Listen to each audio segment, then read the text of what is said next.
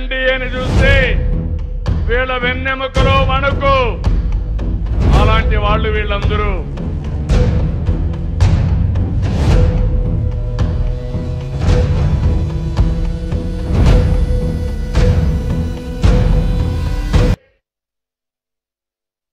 Okay తమ్ముళ్ళు, ఒకసారి అన్నీ అయిపోయిన మీటింగ్ అవును.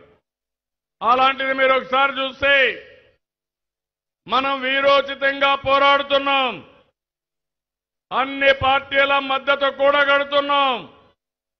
తమ్ముళ్ళు కూర్చోండి, మళ్ళా కూర్చోండి. అందరికీ మీరు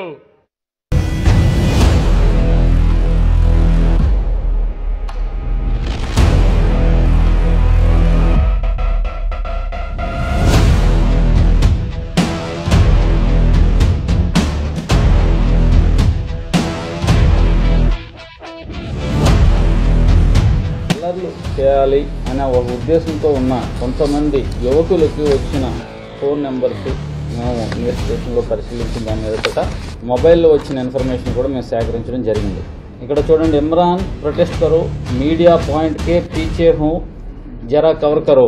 ఈ మొబైల్కి వచ్చిన మెసేజ్ ఎక్కడి నుంచి వచ్చింది, ఎందుకోసం వచ్చింది, ఏ కారణం చేత వచ్చింది, నాట్ ఓన్లీ దిస్, ఇంకా మిగతా అక్కడ ఉన్న మొబైల్ నెంబర్స్ మనకు వచ్చిన సమాచారం అంతా కూడా సేకరించాల్సిన అవసరం ఉంది.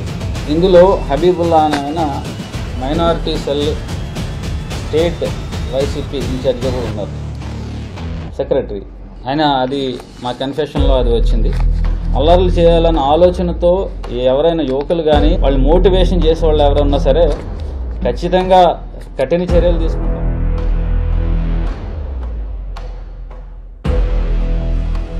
శిల్పా మోహన్ రెడ్డి గారు ఓడిపోయిన తర్వాత ముస్లింస్ నాకు ఓటు వేయలేదు అని కక్ష కట్టి కేసులు పెట్టాడు అని ఆరోపిస్తున్నారు. నిజమేనది? బ్యాక్గ్రౌండ్ వేరే వాళ్ళతో సపోర్టింగ్ పెట్టించి ఎవరెవరు ఆయనకు పని చేయని వాళ్ళ పైన ఏ పేటలో ఓట్లు వేయలేదు ఆయన తరపు నుంచి అని వాళ్ళ మీద అంతా ఒక ప్లాన్ తో రెచ్చగొట్టి వాళ్ళ పైన కేసు పెట్టారు. ఎంతమంది పెట్టారు అట్లా కేసులు? 226 మంది.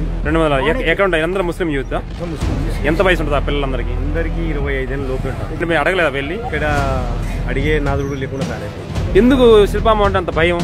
భయమేం కాదు, అధికారం. అదే అధికారం ఉంటే ఏమైంది? అధికారాన్ని అడ్డం పెట్టుకుని చాలా మంది చేసి ఏం చేస్తారు అధికారం? డిపార్ట్మెంట్ ఆయన చెప్పినట్టు చేతిలో పెట్టుకుని దాన్ని పోలీస్ డిపార్ట్మెంట్ అయినది డిపార్ట్మెంట్ మార్చుకొని ఆయన అనుకూలంగా పెట్టుకున్నాడు. పోలీస్ డిపార్ట్మెంట్ ఆయన చెప్పినట్టు ఉంటుంది.